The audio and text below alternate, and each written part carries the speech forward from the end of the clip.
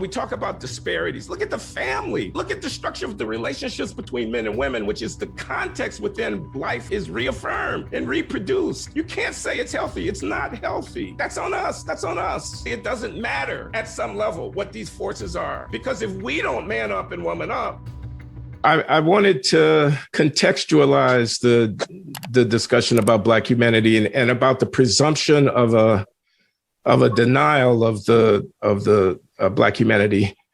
I wanted to tell a certain narrative about the history of the last 75 years here in the United States with respect to African Americans, which is much more triumphalist than it is defeatist.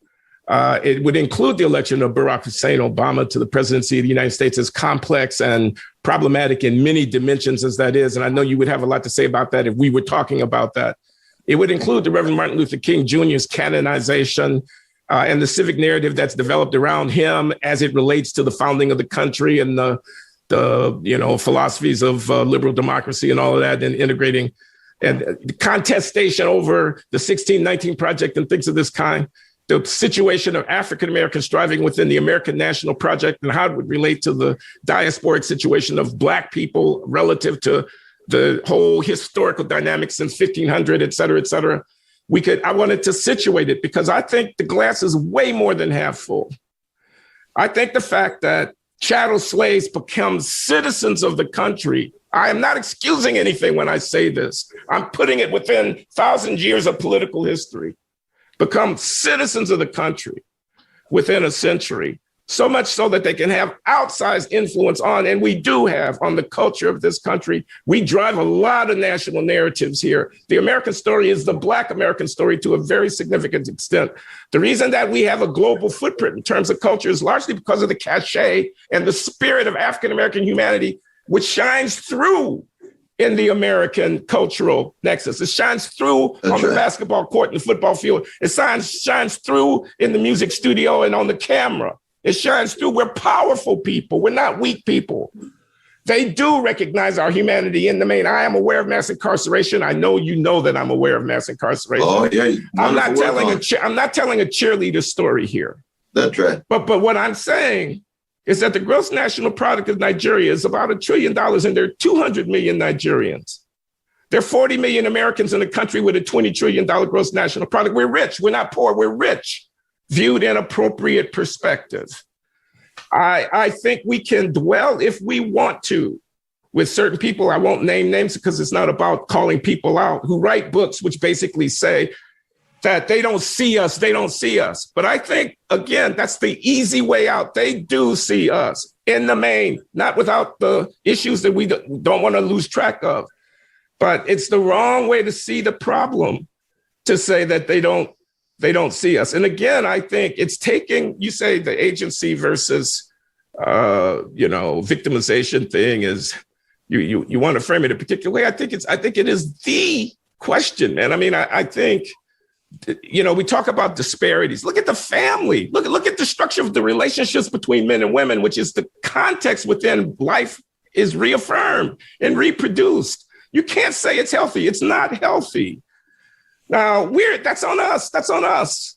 And actually, it doesn't matter at some level what these forces are, because if we don't man up and woman up, so I know I'm repeating myself to a certain extent, but you asked me to respond, and that is my response. No, but I think it's a very crucial one, because I think when Theodorus raises the question of how do we talk about a love supreme in the context that you just laid out, though, Brother Glenn. See, I would use Hegel's language. I would say Black people are a world historical people. We are a great people precisely because in the face of 400 years of chronic hatred, we keep dishing out the love warriors who at the highest level exemplify love supreme. See, that's who Martin King is. That's who John Coltrane is. And I keep saying is because the legacy is still alive, the spirit is still there. You see, that's who Sarah Vaughan is. That's who Ida B. Wells is. That's who my mama is. Now, at the same time, though, and this is where I think the complication begins, that we also have to be able to tell a story about why it is that our world historical footprint, on the one hand, which is undeniable, still does not translate into the masses of Black people living lives of dignity and decency.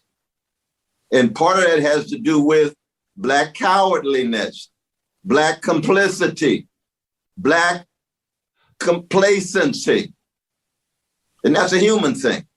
And at the same time, it also has to do with predatory capitalism. It's got to do with vicious legacies of white supremacy and male supremacy.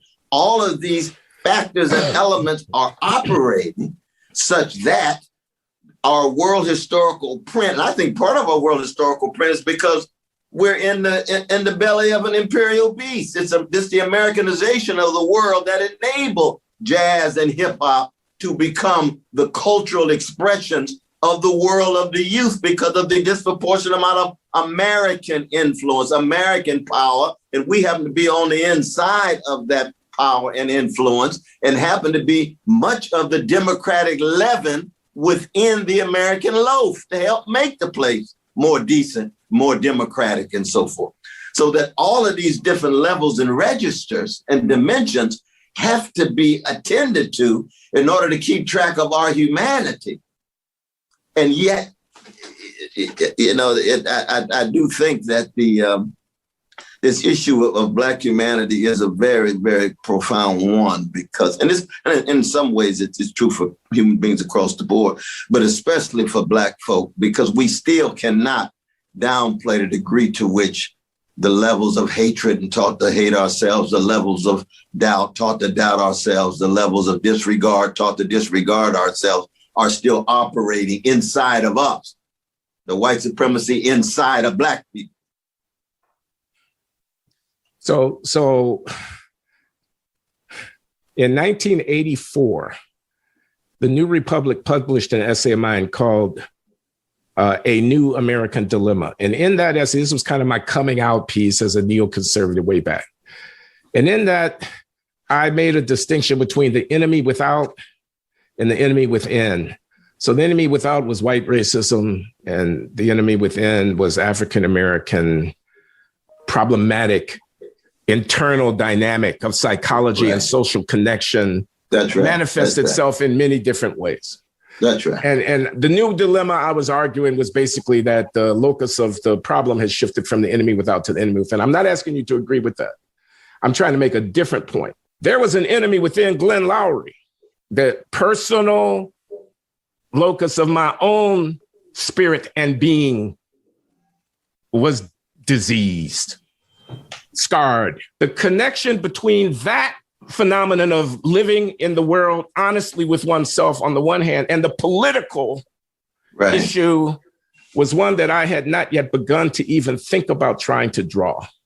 Again, because I'm reflecting, because I'm trying to put my finger on some core kind of moral, factors and loci of responsibility. It's a self-regard. It's a self-reflection. Yes. I wanted to be honest. I wanted to be critical. I wanted to get to the root of things. So anyway, thanks for allowing me that. No, but the fascinating thing is, though, not just I'll get personal too, that you see, one of the things I learned in Vacation Bible School is that all of us are thoroughly diseased on the inside. It's just a question of what form it takes, of greed and hatred, of envy and contempt, of hypocrisy.